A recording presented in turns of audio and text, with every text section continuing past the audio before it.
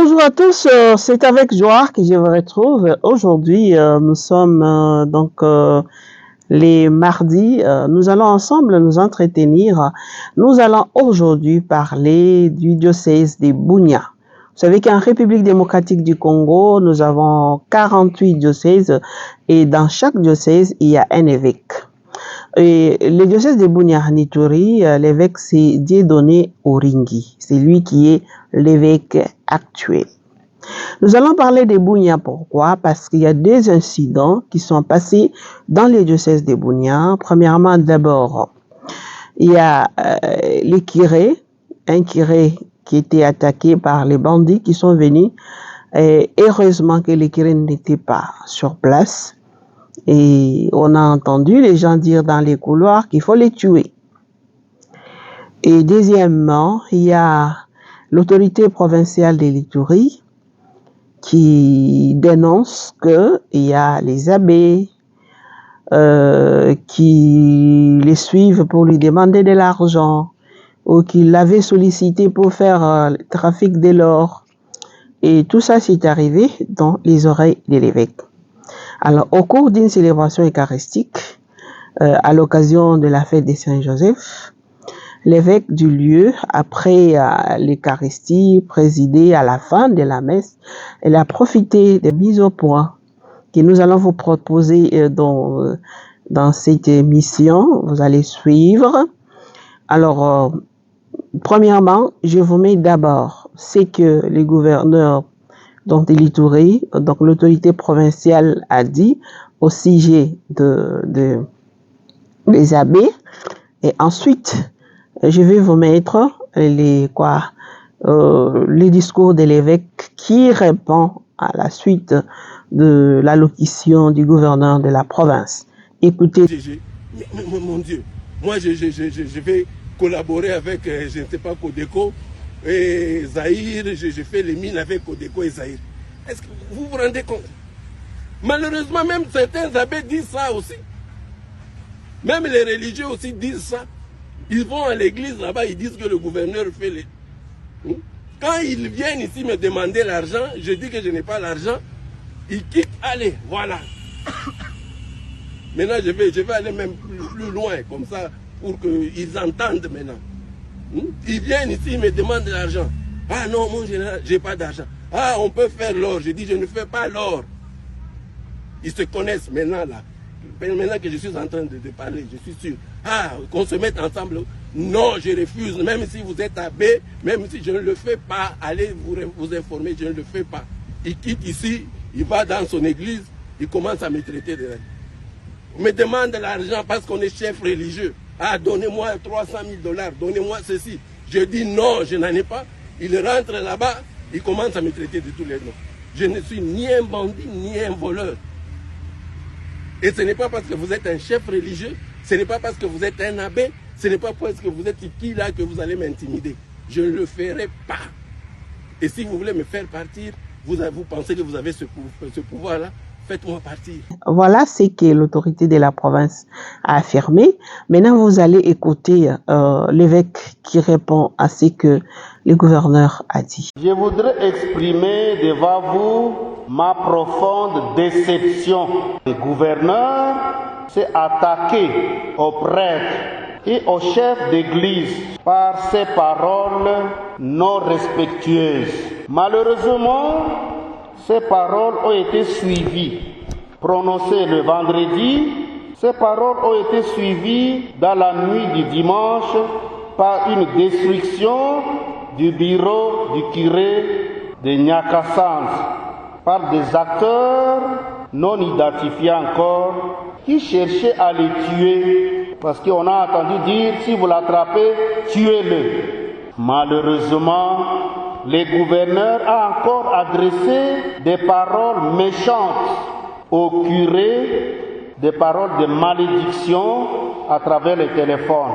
Nous en appelons aux autorités, au service de l'ordre et tout ça, de la paix, d'identifier ces assassins-là.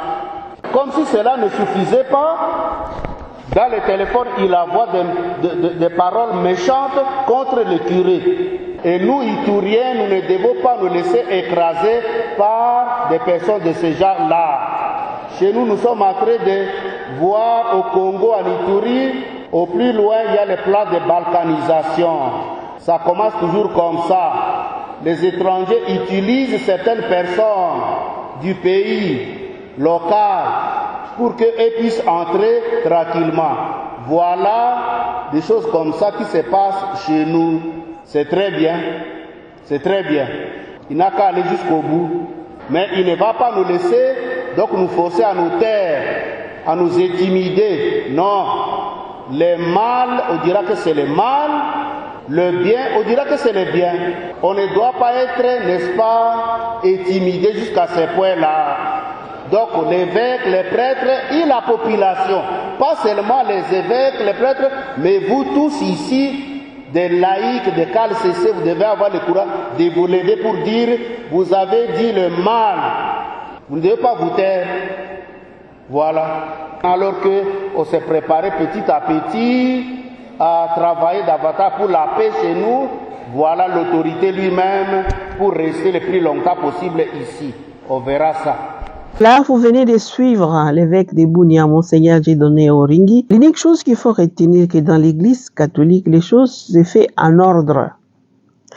Bien sûr qu'on n'en disconvient pas qu'il y a les gens qui en abusent, mais les choses se font en ordre. Si vous voyez qu'il y a un prêtre, il y a une religieuse ou il y a un abbé qui a fait des choses qui ne vont pas, allez-y l'accuser chez son autorité.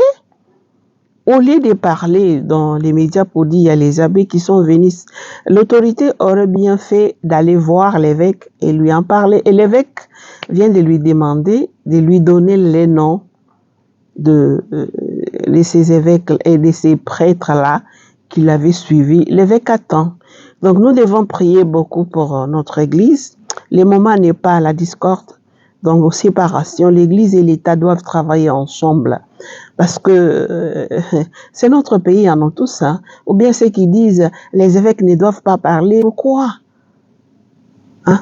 Ou bien ceux qui disent les évêques ne doivent pas parler, les cardinaux ne doivent pas parler. Pourquoi? Ils sont des Congolais avant tout. Alors s'ils voient que c'est nécessaire de glisser un mot, ils le font. Ils sont libres. Ils sont pasteurs. Lisez l'histoire de l'Église. Même dans l'histoire de l'Église, il y a eu des évêques, des prêtres, des papes qui ont dénoncé les choses qui n'allaient pas. Hein? Le cardinal Maloula a fait la même chose. Il était parti même en exil à l'époque de Mobutu. Le cardinal Monsengo qui avait parlé que les médiocres dégagent. Il avait dit à l'époque de Monsengo et de Kabila père. Donc Kabila fils aussi. Hein? Alors, maintenant, en Bongo, vous sautez pour dire n'importe quoi. Non, non, non, non.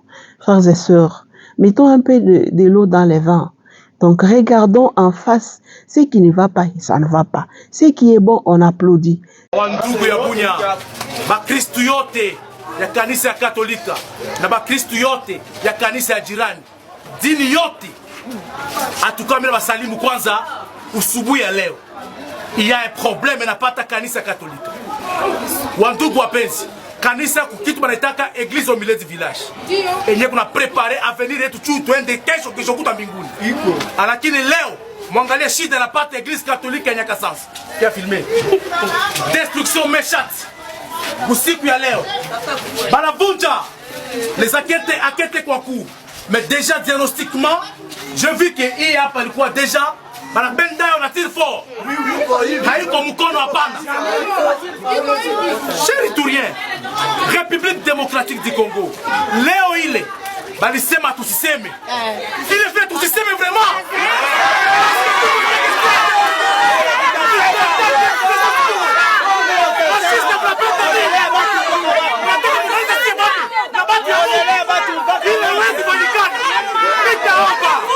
Communauté internationale, Mungalia et tout, sinon tout va pour Christo, ça ne va pas.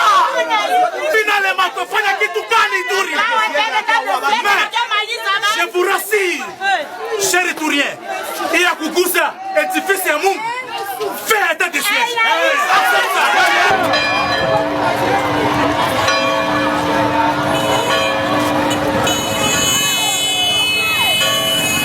Voilà, merci beaucoup. Prenons rendez-vous prochainement. Nous nous retrouverons pour un autre sujet. Merci et au revoir.